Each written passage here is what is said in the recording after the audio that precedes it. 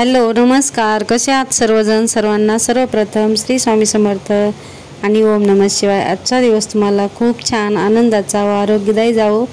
तर मी इथे काय केलेलं आहे, गावाकडच्या मावशी हे आणलेले आहेत, थोडीशी शेपूची भाजी आणि मुगाच्या शेंगा. तर शेंगा आता खायला कुणाला म्हणजे जास्त हे नाही झालं, खाल्लं नाही कुणी, तर हे आणलेले आहेत मावशीनं. आणि गावाकडचं कसं असतं ना, पावसाच्या पाण्यावरचं पीक आणि आपल्या पाणी देऊन काढलेलं पीक थोडंसं चवीला खूप फरक पडतो. आणि पावसाच्या पाण्यावरचं जे पण आपण पीक घेतलेलं असतं ना, त्याची चव खूप छान लागते. तर मावशीनं आणलेली होती भाजी आणि शेंगा थोड्याशा, तर या कुणीही खाल्लेल्या नव्हत्या. तर त्यासाठी मी म्हटलं चला आपण आता ह्या इथं तिथं लोळत ठेवण्यापेक्षा, आणि कोणी जर आज जशा नाही खाल्ल्या तशा उद्याही नाही खाल्ल्या तर राहतील अशाच, त्यासाठी आपण काय करू, एक भाजीसुद्धा होईल आणि शेंगासुद्धा कारणी लागून जातील. तर म्हटलं चला आपण या शेंगा सोलून घेऊया आणि याची भाजी करूया. म्हणून मी काय केलं, ह्या पूर्ण शेंगा जी आहेत त्या काय केल्या, सोलून घेतलेल्या आहेत.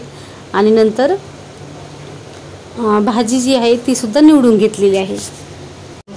आणि ते मिक्सर वगैरे बिघडलेलं असल्यामुळे मी काय केलेलं आहे, हे सर्व जी मुगाचे सोले आहेत ना, ते सर्व व्यवस्थित असे बारीक ठेचून घेतलेले आहेत. आणि ह्याचमध्ये आपण लगे हात काय केलेले आहेत, मिरच्यासुद्धा त्याच वाटणात टाकलेल्या आहेत आणि मीठसुद्धा ह्याच्यातच घातलेलं आहे. आणि सर्व मिश्रण एकत्र करून कुटलेलं आहे.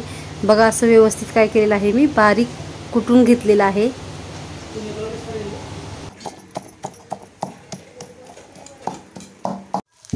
मुगाच्या सोल्याची भाजी जी आहे ती एकदम सोपी रेसिपी आहे आणि एकदम लवकर होणारी आहे.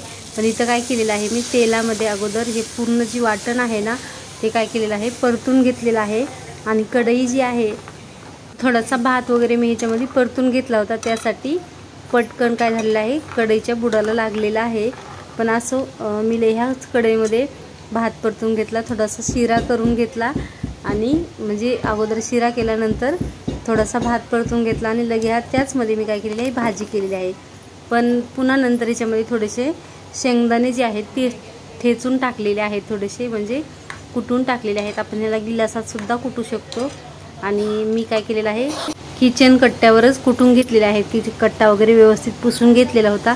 त्यासाठी 2-4च मला बारीक करायचे होते. त्यासाठी मी काय केलेले आहे, तर कारण ही सोल्याची भाजी असल्यामुळे ह्याला शेंगदाण्याची जास्त गरज नाही आहे. पण माझ्या प्रत्येक भाजीमध्ये थोडेफार शेंगदाणे असतात, त्यासाठी मी थोडे टाकलेले आहेत. आणि मला सवय आहे प्रत्येक भाजीमध्ये शेंगदाण्याचा कूट घालायची. आणि इथं आपल्याला जसं हे होईल पाणी, म्हणजे आपल्या प्रमाणानुसार सुकी किंवा थोडीशी नॉर्मल लपलपती भाजी आपल्याला करून घ्यायची आहे. तर इथं भाजी झालेली आहे. आणि नंतर लगे ह्यात मी काय केलेली आहे, शेपूची सुद्धा भाजी जी आहे ती परतून घेतलेली आहे. मस्त झालेली आहे शेपूची सुद्धा भाजी. आणि गावाकडच्या भाजीची चव थोडी वेगळीच लागते. आत्ता तुम्ही बघितलं असेल, मी जास्त माझ्या सगट कॅमेऱ्यामध्ये का घेत नाही आहे, तर पूर्ण जो हे आहे ना, एकदम क्लॅरिटी जी म्हणतो ना आपण, ती पूर्ण येत नाही. ह्याच्यामध्ये अंधार भरपूर दिसतो. आमच्या मागच्या रूममध्ये लाईट जरी असला तरी पण अंधारच दिसतो कॅमेऱ्यामध्ये. त्यासाठी मी माझा पूर्ण व्हिडिओ कधीच घेत नाही. जास्त करून आपलं जे पण भाजी करत असेल तर भाजीचाच घेतो. माझ्या म्हणजे पूर्ण जसं आपण करताना जसं दाखवतो ना, तसं माझं सगळं पूर्ण मी कधीच एवढ्यासाठीच घेत नाही. तर जास्त करून गॅसच्या फ्लेमवरती भाकरी भाजू नये असं म्हणतात. त्यासाठी मी 2 तवे टाकलेले आहेत. कारण एका तव्यावर भाकर आपली पचली की दुसऱ्या तव्यावर भाजण्यासाठी, कारण भाकरी ह्या जास्त करून तव्यावरच भाजून घेतलेल्या आहेत. आणि जो नवीन तवा आणलेला आहे ना, त्याच्यावरती मस्त कडक भाकरी होतात. तर त्यासाठी मी 2 तव्यावर करून बघितलेले आहेत. छान मस्त कडक भाकरी झालेल्या आहेत. तर हे आहे संध्याकाळचं आपलं जेवण. थोडासा भात परतलेला आहे. ही आहे मुगाची सोल्याची भाजी केलेली आणि थोडीशी शेपूची भाजी आणि सोबतच भाकरीसोबत दूधसुद्धा घेतलेलं आहे खायला. तर कुणाकुणाला आवडतं बाजरीच्या भाकरीसोबत दूध खायला, तर मला नक्कीच कमेंट बॉक्समध्ये सांगा. आणि हा आपला एकदम साधा बेत केलेला आहे. आणि काय झालेलं आहे, आज बुधवार असल्यामुळे मी बुधवारचा व्हिडिओ आहे हा तुम्हाला. आणि बुधवार असल्यामुळे काय केलेलं आहे, मंदिरात गेले होते थोडेसे, कारण ह्या श्रावण महिना होता. पण श्रावण महिन्यामध्ये मंदिरात जाणं शक्यच झालं नाही. त्यासाठी आज कुठे मुहूर्त लागला होता, तर आज मात्र मंदिरामध्ये जाऊन आलेलो आहोत. थोडंसं मंदिरात गेल्यावर फ्रेश वाटतं आणि श्रावण महिन्यात आवर्जून मंदिरामध्ये जायलाच पाहिजे. महादेवाचं मंदिर आहे इथं, त्यासाठी ह्या मंदिरामध्ये मी नेहमीच जात असते. आणि 2-4 दिवसापासून खूप गरमी होती आणि आज मात्र वातावरण थंड झालेलं आहे. थोडासा पाऊस येऊन गेलेला आहे आणि मस्त इथलं वातावरणही खूप चैतन्यमय असतं, कारण मंदिरातली पॉझिटिव्हिटी आणि आजूबाजूला असणारे झाडं वगैरे, त्यासाठी तिथे खूप प्रसन्न वाटतं. आणि महादेवाची हे असल्यामुळं तर अजूनच जास्त एक उत्सुकता तिथे जाण्याची वाटते मला. तर चला, श्रावण महिन्यात 2 तांब्यांनी पाणी घातलं पाहिजे म्हणतात महादेवाला. तर त्यासाठी आता खरं काय खोटं काय तुम्ही पडताळून बघत जा, पण मी जे ऐकलेलं आहे ते मला करावंसं वाटतं. तर मी हे शिवपुराणामध्ये ऐकलेलं आहे. मी गेल्या वर्षीसुद्धा सांगितलं होतं श्रावण महिन्यातल्या व्हिडिओमध्ये. तर इथे मी 2 तांब्यानं पाणी घालून घेतलेलं आहे. सोबतच शमीपत्र वाहण्यासाठी आणलेले आहेत आणि ते चंदन होतं. मी घरून चंदन आणि भस्म वगैरे काही आणलेलं नव्हता, दिवा मात्र एक आणलेला होता. तर इथं एक चंदन पावडर होतं, ते मी घेतलेलं आहे आणि इथं 3 बोटांनी मस्त आपलं चंदन जे आहे ते लावलेलं आहे. मस्त छान लागलेलं आहे आणि त्यावरती भस्मसुद्धा लावलेला आहे आणि व्यवस्थित आपला जल अभिषेक केलेला आहे.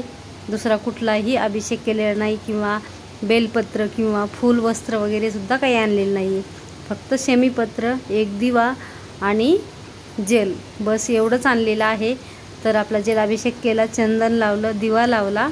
सर्वात अगोदर मी दिवा लावून घेतला, कारण दिवा पूर्ण जळेपर्यंत तिथे मला थांबायचं होतं.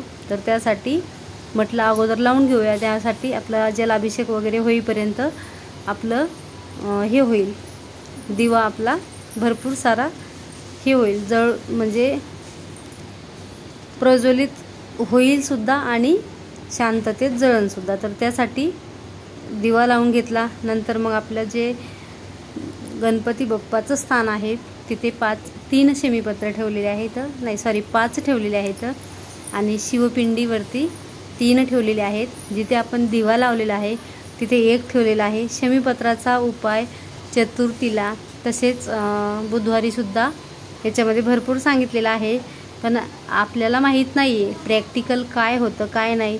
पण आपण श्रद्धेने भावनेने आपल्याला जेवढं माहीत आहे, जेवढं आपल्याच्यानं होतं तेवढं आपण केलेलं मला तर बरं वाटतं. आजचा व्हिडिओ खूप छोटा आहे आणि ते मी व्हिडिओचा इन करते. व्हिडिओ आवडला असेल तर नक्कीच लाईक, शेअर आणि सबस्क्राईब करा. तर चला, पुन्हा भेटूया अशाच एका नवीन व्हिडिओमध्ये. तोपर्यंत सगळ्यांना बाय आणि ओम नमः शिवाय.